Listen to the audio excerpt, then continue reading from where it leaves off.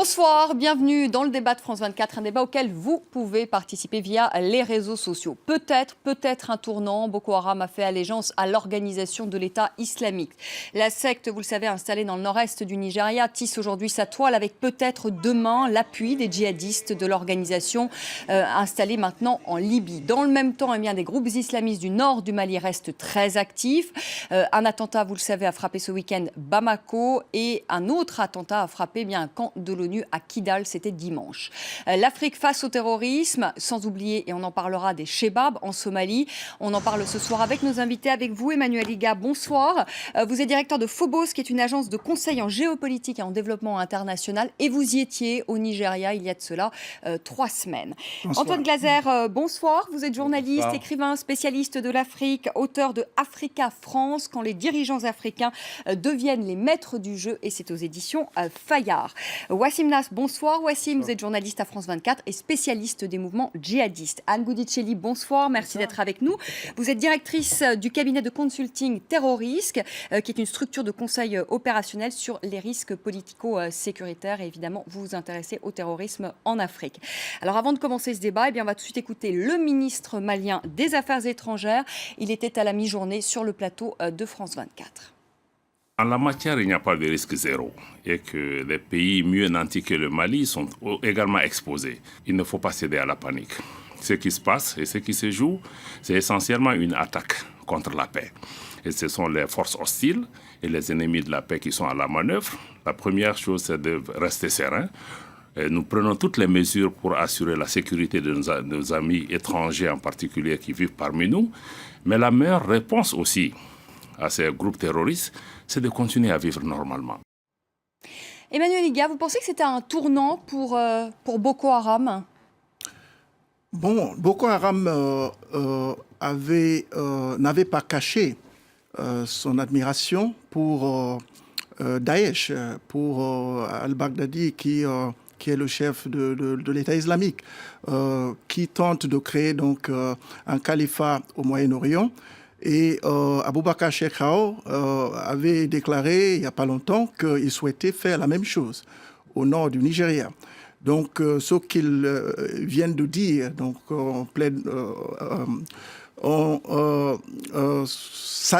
voulant s'allier ou déclarant son allégeance à Daesh, n'est qu'une confirmation de ce qu'on sait déjà. Donc, je pense que peut-être ce n'est pas non plus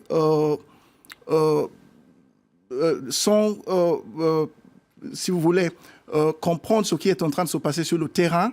En ce moment, le Niger, le Tchad et le Cameroun, un petit peu le Nigeria, sont en train de monter en puissance. Il y a des assauts pratiquement soutenus tous les jours contre les positions de Boko Haram.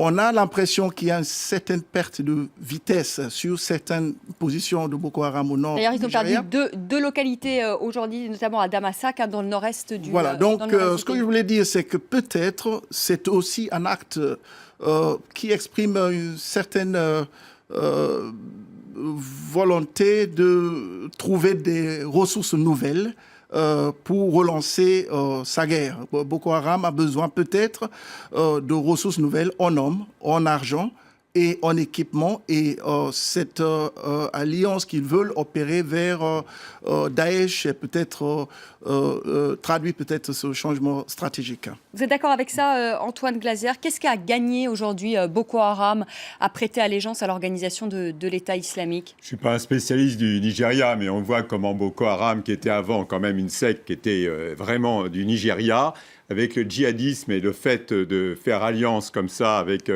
Daesh, d'avoir une franchise Daesh, ça lui permet un peu de revenir effectivement à l'histoire du califat, c'est avec un territoire de califat.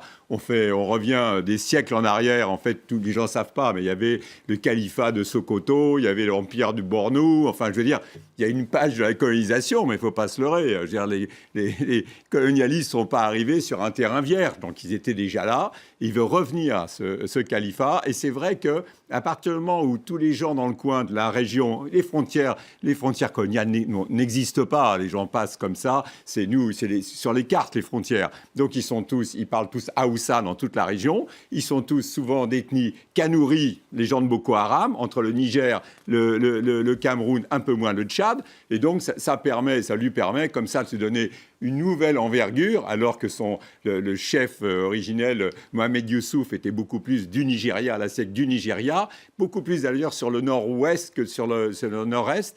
Et donc, à partir de là, ça lui permet aussi de faire son territoire. Son territoire n'est pas celui du Nigeria, c'est celui, comme Daesh, sur l'ensemble de la région, un califat. Il a même déclaré, il a choisi une capitale qui est puis Maïdougouri. Enfin, je veux dire, il est dans un spleen comme Daesh, mais franchement, ça peut être la dangerosité, c'est un appel d'air en disant aussi, comme les Daesh, ces jeunes Européens qui vont s'entraîner et qui vont combattre, et ben peut-être que des Africains peuvent venir nous aider. C'est-à-dire se servir du label finalement de l'organisation de l'État islamique pour recruter. Absolument, en disant finalement. Parce qu'ils perdent des hommes sur le terrain aussi. Absolument, de recruter, pour recruter plus facilement. Anne Goudicelli, est-ce que vous pensez que la secte va prendre justement une nouvelle dimension et est-ce qu'elle peut avoir, en faisant allégeance à l'organisation de l'État islamique, plus de matériel et surtout plus de moyens financiers? Parce qu'on sait que l'organisation de l'État islamique a de l'argent. Bon, il y a quand même des éléments qui attestent qu'il y avait déjà des contacts, non pas au niveau organique en fait, entre Boko Haram et l'État islamique, mais il y avait, si vous voulez, une ressemblance ou en tout cas une volonté d'adopter des stratégies, des modes opératoires communs. On a vu effectivement que Boko Haram a sophistiqué son action progressivement.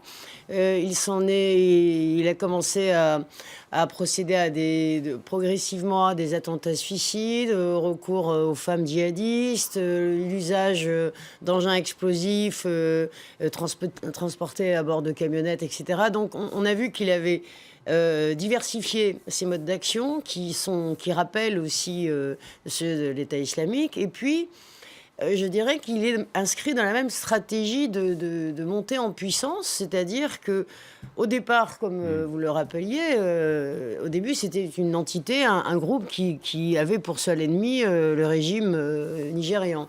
Progressivement, on voit qu'il y a aujourd'hui, de la même façon que l'État islamique, une volonté d'exister d'abord localement, c'est-à-dire la création du califat à Borno, etc.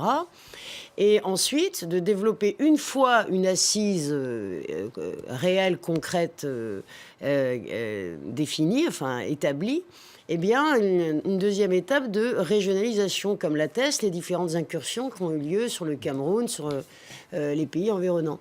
Et donc, on voit que cette stratégie de régionalisation, c'est également celle que pratique l'État islamique. Et l'idée aussi derrière, c'est est-ce qu'il n'y a pas ensuite une volonté d'internationalisation.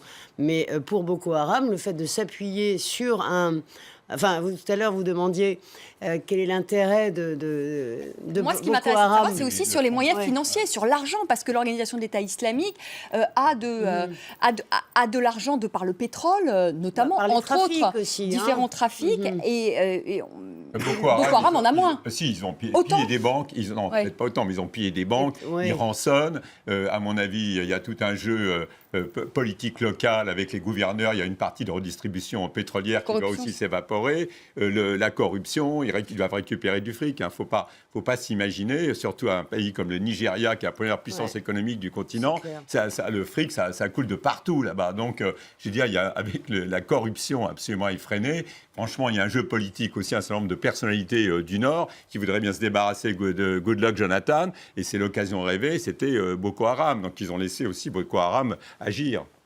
Wassim, la question aussi des armes. Est-ce que, avec cette allégeance, est-ce que Boko Haram peut aussi recevoir du matériel, des armes, et via notamment la Libye, parce que l'organisation de l'État islamique est maintenant implantée en Libye, notamment à Derna.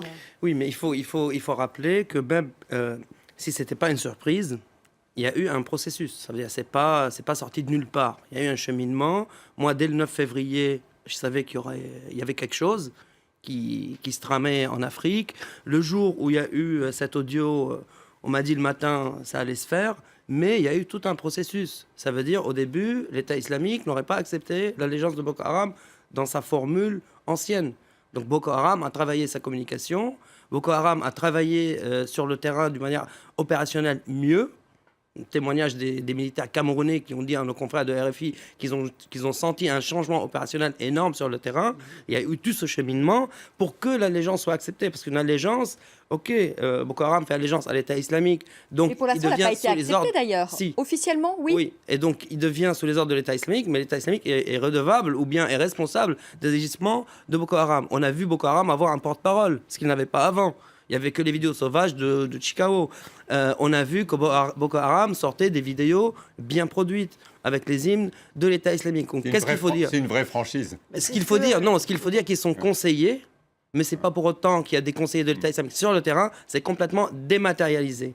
Et moi, je pense, à mon humble avis, que se lier à l'État islamique dans le contexte international actuel à zéro bénéfice. Mais ces gens-là ne regardent pas avec les yeux des journalistes ou des politiques occidentaux. Ils sont en train de participer à leurs yeux à l'histoire avec un grand H. Donc aujourd'hui, que Boko Haram et Chikao soient dans le camp de l'État islamique qui voit une coalition internationale contre lui de par le monde, c'est pas très bénéfique, rationnellement parlant, mais on n'est pas dans le rationnel, on est dans quelque chose d'autre.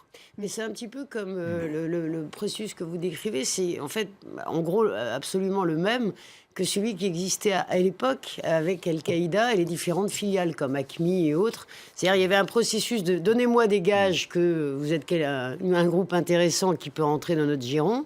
Et ensuite, on officialise. Il y a effectivement toujours eu un processus de validation. Mais c'est pas la même de la logique, demande parce qu'Al-Qaïda a des préoccupations régionales.